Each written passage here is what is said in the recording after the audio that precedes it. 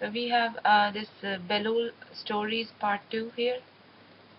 And Behlool with his friend. One day a friend of Behlool's took some grains to grind at the mill.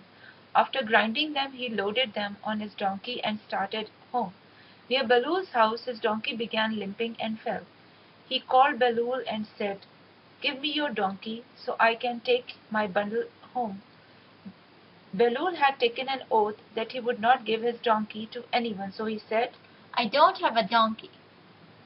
But then a donkey's bray was heard. The men said to Behlool, "You have a donkey, but you said you didn't." Behlool replied, "You are a strange and stupid friend. Even though we have been friends for 50 years, you don't listen to me, but you listen to a donkey."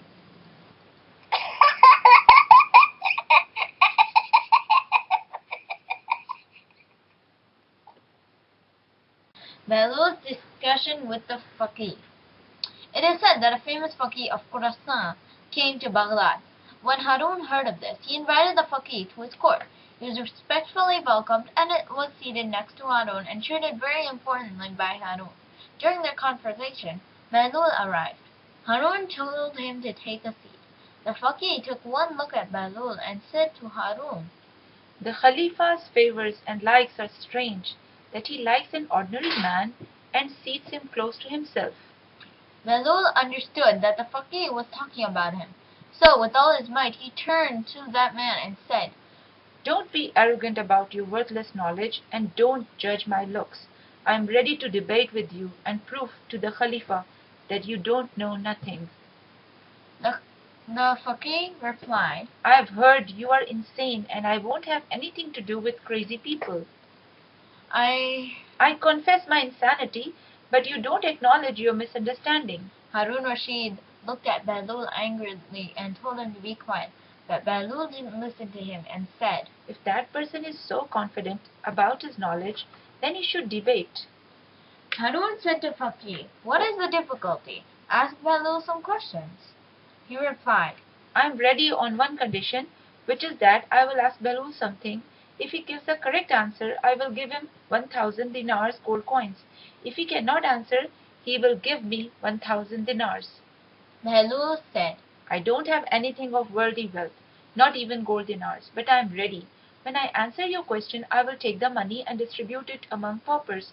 If I cannot answer, then I will attend to you as a servant and slave." The man accepted these conditions and asked Behlool, "In a house, a wife is sitting with her lawful husband. In that house one person is praying namaz and another is fasting. Someone from outside enters the house. Because of his coming, the husband and wife become unlawful for each other. The prayers and fasts also become unlawful. Can you tell me who is that person that came?" Behlool immediately answered, The man that entered the house was the woman's first husband, who had gone on a journey, where a very long time had passed since he left, and news was received that he had died. According to the permission of Sharia, the woman married the man sitting next to her. She hired two people, one to fulfill her dead husband's overdue, one fulfilled prayers, and another to fulfill tardy fasts. During this time the man who had gone on the journey returned, although news of his death was widespread. Therefore other husbands became unlawful, as do the prayers and fasts. Haroun and those present became confident and praised Behlool for solving the problem correctly. Then Behlool said, "My turn." Faqih said, "Ask." Behlool asked, "I have 1 jar of honey and second full of vinegar. I want to prepare the refreshing drink sikanjabin. I fill one bowl with honey and another with vinegar. To make sikanjabin, I mix them both together. Afterwards, I see that there is a mouse in it. Can you tell me if the mouse was in the honey or the vinegar jar?" The faqih thought for a long time, but was unsuccessful in answering. Haroun said to Behlool, "Now you give the answer." Behlool replied, "If this person accepts his inferior knowledge, I will answer the question." Helpless, the faqih confessed his inferiority. Behlool replied, "We should take the mouse out, wash it with water, and after it is cleaned of honey and vinegar, cut its stomach open. If the stomach contains vinegar, then believe that it fell in the vinegar jar. If it contains honey, accept that it fell in the honey." The entire assembly was astonished at Behlool's intelligence and knowledge, and praised him a lot. The faqih bowed his head, and according to the deal, Behlool distributed the 100,000 dinars amongst Baghdad's poor.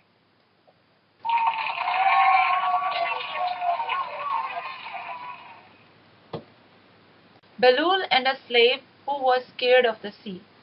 A Baghdadi merchant was sitting in a ship and with his slave, and they were going to Basra. Behlool and some others were also in this ship.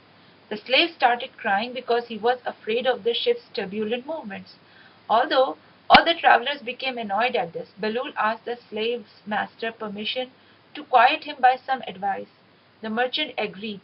Behlool immediately gave the order to throw the slave into the sea. His command was carried out. When the slave was near death, he was rescued.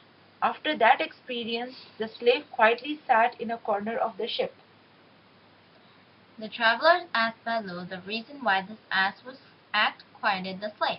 Behlool replied, "This slave didn't know how comfortable this ship was, or what greatness and value it held. When he was thrown into the sea, he understood that this ship is a comfortable and relieving place."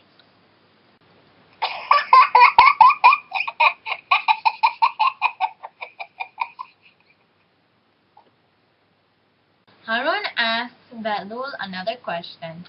One day Behlool arrived in Haroun's court, and sat a seat equal to him during the assembly.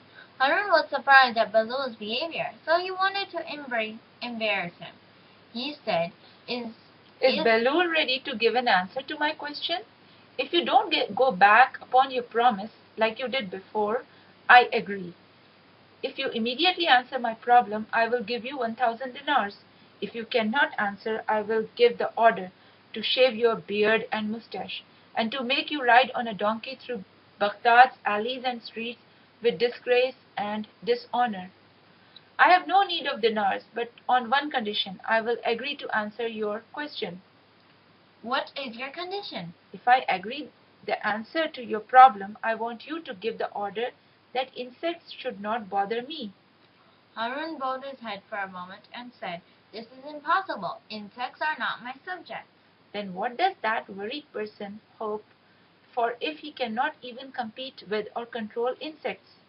The people of the court became astonished at Behlool's boldness and intelligence. Haroun's expression changed at Behlool's answers. Behlool understood that Haroun was planning revenge. So, to please him, he said, "Now I agree to answer your question without any condition." Which tree is it that has an age of 1 year, 12 branches, and on each branch there are 30 leaves, one direction facing light while the other facing towards darkness? Behlool immediately replied, This tree represents the year, the month, and day and night, because there are 12 months in a year and 30 days in a month, which are half day and half night. "Wow, a very correct answer," Haroun said. All those present praised Behlool.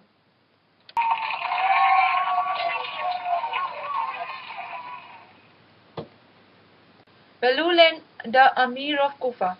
Ishaq bin Muhammad bin Sabah was the commander of Kufa. His wife bore him a daughter. For this reason, the Amir was very sad and depressed. He stopped eating and drinking. When Behlool heard about this, he went to the Amir and said, "O Amir, why this sorrow and grief?" "I hoped for a son, but regretfully my wife had a daughter."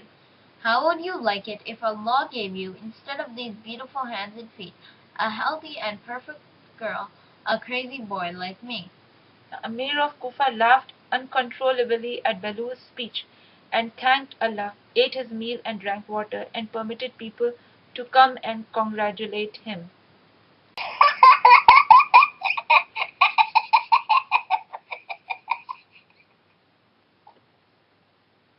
Behlool and a Vizier.